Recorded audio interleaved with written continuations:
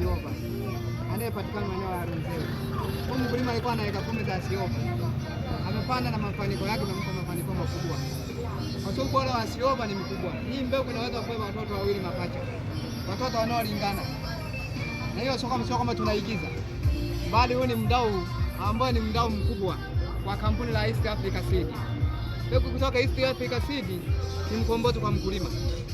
Ubora wake wa mbegu hii na sifa zake kuu, kwanza ni mbegu kinzani na magonjwa, ni mbegu inayovumilia ukame.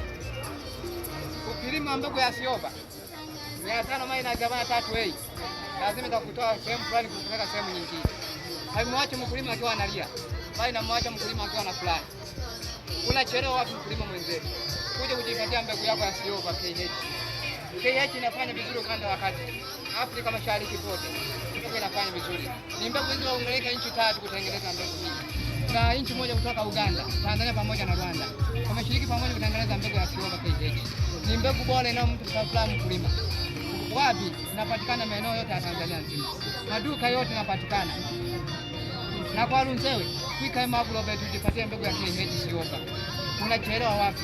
Kwa hali ya mkulima, mbegu ambayo ina uwezo wa kukoboleka na ni nzuri kwa mahindi ya kuchoma. Karibuni sana Agrovet. Hongera sana mkulima. Huyu ni mkulima mkuu wa Sioba. Karibuni sana Agrovet ujipatie mbegu ya KH. Asante sana.